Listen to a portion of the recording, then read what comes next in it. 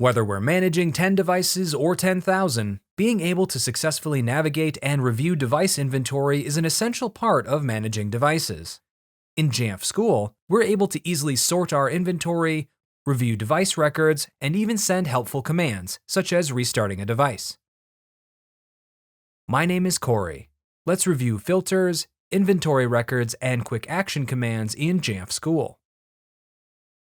Let's start by reviewing our device inventory.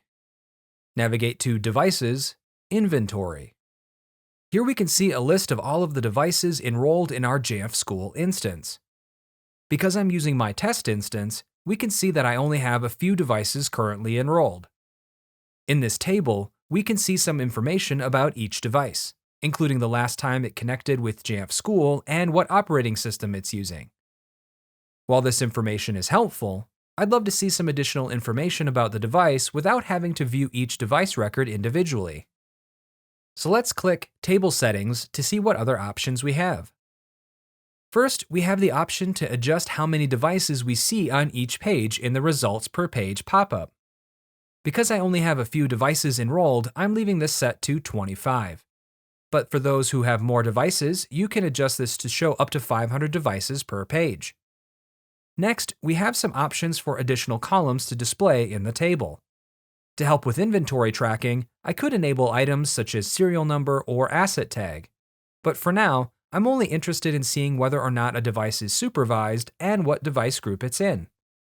When selected, the columns will automatically appear in the table. I can reorder the options when I click and drag the hamburger button to the right of each option. With those options selected and arranged, let's close out of Table Settings. With only a few enrolled devices, it's pretty easy to find the ones I'm looking for. But what if we have hundreds of devices enrolled? If we know details about a device, we can use the search field to find devices matching those search terms. But if we want to look for a device or a set of devices based on other attributes, such as device model, we can click Filter to define some criteria. For this example, I want to find devices that are part of the device group I created for the computers in our computer lab. So let's find the Device Groups section, confirm that Has One of the Following is selected, and find the Computer Lab group from the pop-up menu.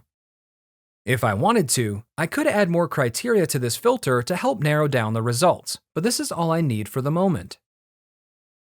I've been told that the computers in our lab have been running a little slow, so I want to compare the device serial numbers with a spreadsheet I have of their purchase date to see how long ago we purchased them. To export this entire list, let's select the checkbox in the Name column header. With the devices selected, we're given some actions we can take in the top right, including Export. Here we're given a list of inventory information to be included on the exported CSV. We could click Select All to include all of the information, but that's more than I need.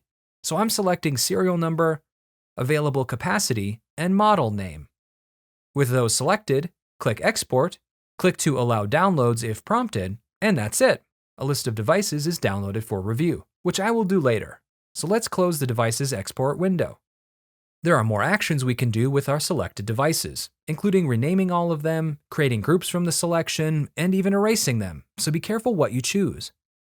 When we click More, we're given even more actions to use on our devices. It's after hours, and sometimes our computers just need a quick restart to get back to running properly, so let's click Restart to send a restart command.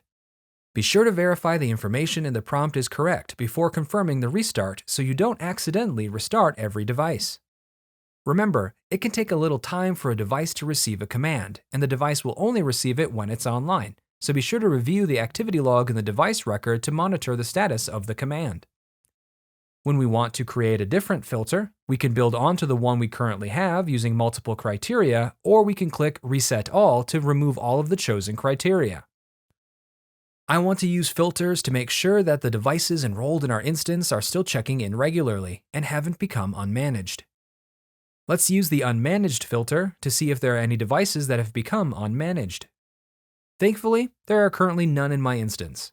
Click Reset Filter to remove that particular criteria, and let's use the Last Connected filter to see if any devices haven't been checking in. For this example, I'm selecting the greater than range of 2 months to see if there are any devices that aren't checking in that should be. Again, thankfully all of my enrolled devices are connecting regularly to my instance. These are only a few of the filter options available to us, so we encourage you to explore the other filters to see what may be beneficial in your environment. This inventory table can show us a lot of great information, but it doesn't have all of the details we may need for a specific device. So let's take a look at a device record. Click the name of the device. The device details page shows many pieces of information that we saw before, such as group membership. But it also shows more in-depth information such as what enrollment method was used to enroll the device, its available space, and location. One thing to note, the location information on this screen may be incorrect until Lost Mode is enabled. On the left, we have some other categories that we can use to see information about the device, including what profiles, apps, and documents are installed on it. If we click Activity Log, we can see a list of the most recent interactions between Jamf School and the device, and whether or not those actions have been successfully completed or if they're still pending. Below the list of categories on the left, we have a menu of Quick Actions. Many of these actions are ones we could use before with multiple devices selected, but there are some we can only use on a single device at a time, such as Enable Lost Mode. For a list of all of the quick action commands and their requirements, be sure to check out the link in the resources. Whether we're using filters to find the device records we're looking for or sending commands to them to remotely perform tasks, we now have the tools we need to help successfully navigate and review our inventory records in Jamf School. We encourage you to practice using filters to find devices and, if able, safely test using quick action commands without disrupting all of your users. If you have questions, be sure to check out the links in the resources for more information. Thanks for watching.